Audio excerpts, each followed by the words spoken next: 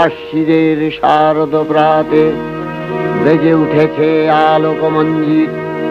ধরণীর বহিরাকাশে অন্তরিত মেঘমালা, প্রকৃতির অন্তরাকাশে জাগরিত জ্যোতির্ময়ী জগন্মাতার আগমন।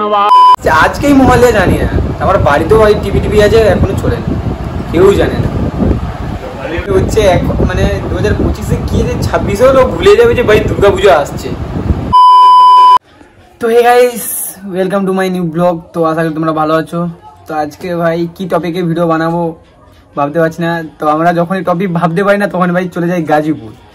তো সেই গাজীপুরে যাওয়ার জন্য ভাই বেরিয়ে রেডি হয়ে গেছে, আজকে এখন বেরোচ্ছে।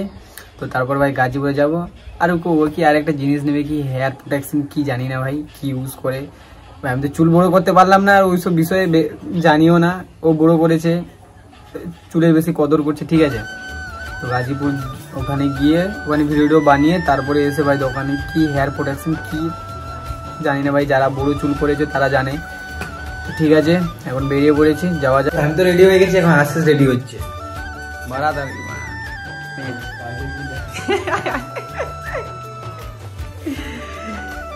ভাই আরো একটা কথা, আজকে মহালয়া, তুই জানো আজকে মহালয়া?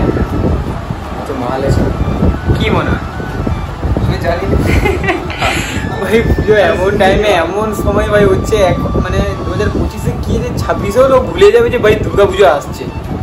মহালয়াটা ভাই আজকে জানি না। আমি তো নিয়ে আছি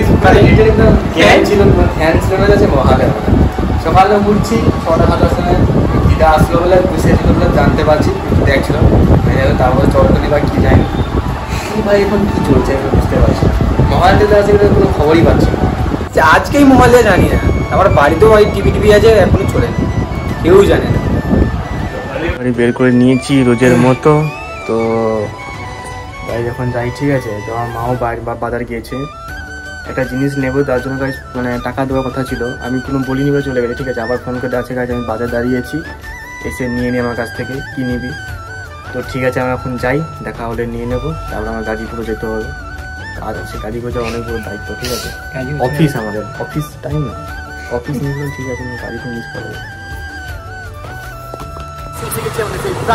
ঠিক আছে, তো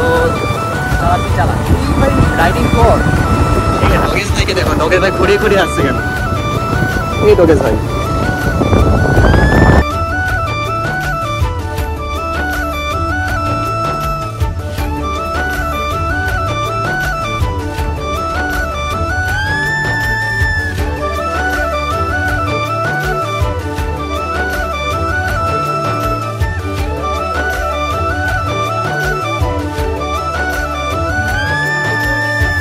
কালকে তো হেয়ার কাট করে এলাম, ঠিক আছে। সে ব্লগটা যা দেখোনি, তো লিঙ্ক ডিসক্রিপশন দিয়ে দেবো, যে দেখে আসবে, চেক আউট করে আসবে।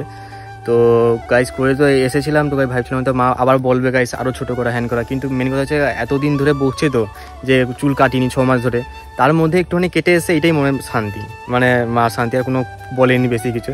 তারপরে ভাই একটু শর্টের উপরে করেছি, ঠিক আছে, কারণ তাকে আমার একটা ভুল ফটো দেখানো হয়ে গেছিলো, আমার এতটা শর্ট করার কথা ছিল না, মানে লিটারলি বাস ভাবছিলাম আরেকটু মানে উল্কার মানে আরেকটু লংয়ের উপর ভালো লাগে, ঠিক আছে।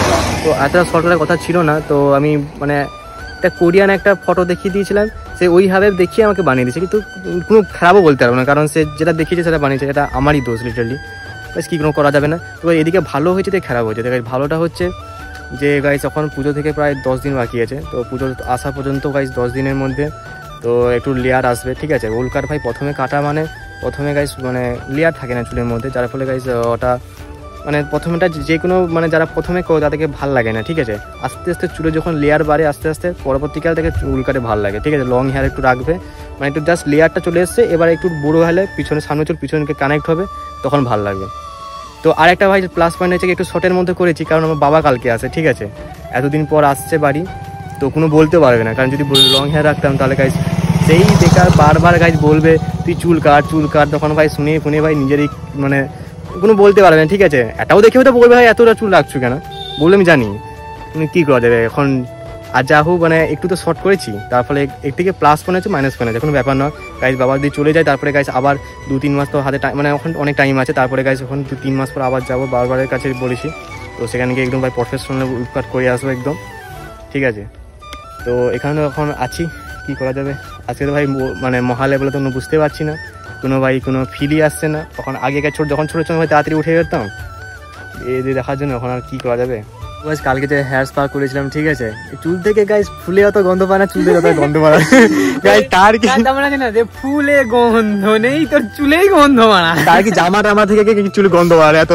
হ্যাঁ আমি জামা গেঞ্জিটা পরে গেছিলাম, খুলে রেখে দিয়েছি, সকালে উঠে এসে মুখটাতে জলটা লিয়ে ঘুমেছি, গন্ধ কি হলো। আমি কি মনে হয় না আমি যেন চুলি হেয়ার স্পাম টাম করে আমি যেন ঘর গেছি। তারপরে যে আমি যে ঘর গেছি, যে ফ্যান যত চলে রে গোটা ঘর যেন গন্ধ পায়। আমি কি সিন মারলে তো গন্ধ পাইনি, মানে যত সেই গন্ধ পারে। মানে তো 4-5 টাকা খরচা করে হেয়ার স্পা করেছি, তো 4-5 দিয়ে মানে সেই গন্ধ শুনতে হবে। তার করবো তো আরেকটা ব্যাপার, যত হেয়ার স্পা করাই, হ্যান্ড পা করি, ত্যান পা করি, রাস্তায় ধুলো ভাই পুরো চুলকে নষ্ট করে দেবে। ঠিক আছে, তাদের ভাই হেয়ার প্রোডাকশন কিছু কিনতে হবে, নাহলে পুরো সর্বনাশ হয়ে যাবে। ঠিক আছে,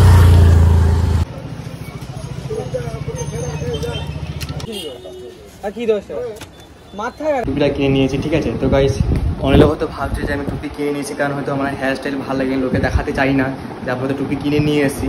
এটা একদমই নয়। ঠিক আছে, কারণ যারা লং হেয়ার করে, প্রফেশনাল যাদের দেখে আমি মানে লং হেয়ারটা করছি, তারা ভাই টুপি ব্যবহার করে। কারণ তার টুপি করলে তারা দেখা যখন বাইক চালাবে, কিছু চালাবে, সবসময় তো হেলমেট পরা সম্ভব নয়। ঠিক আছে, তো এমনি কোথাও চলে গেলাম একটু পাশাপাশি, তো আমাদের এখানে রাস্তা তো এমন, তো ভাই পুরো রাস্তা তো নয় যেন মরুভূমি। ঠিক আছে, ধুলো বালি সব নাকে মুখে সব ঢুকে যায়। ঠিক আছে, তো বা চুল একটু ড্যামেজ হয়ে যাওয়ার ফলে ওইটা ভাই টুপিটা নিয়েছি, যাতে গাইস লং হেয়ারের ক্ষেত্রে তো চুলটা বেশি ড্যামেজ করবে না। ঠিক আছে, এবং ভিতরের মধ্যে আর চুলটা বেশি উড়ে চোখেও পড়বে না। ঠিক আছে, ওইটা যাদের লং হেয়ার করে তাদের টুপিটা দরকার। এমনটা ভাই কেউ ভাববে না যে ভাই হেয়ার স্টাইল খারাপের জন্য ভাই কাউ দেখার বেলা করছে। ঠিক আছে, এটা হচ্ছে কারণ।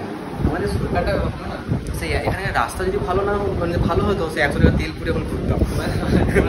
তোমরা তো ব্লগেই দেখতে পাবো রাস্তা ভাই। সেই আমাদের রাস্তাটা তখন ভালো হতো, তখন আমার শান্তি নেই, বাইক নিয়ে বেরোলে তো ভাই পুরো শেষ। তো ঠিক আছে গাইস, এখন ব্লগটা এইটুকু ছিল, দেখা হবে কালকে ব্লগে। Thanks for watching, bye bye.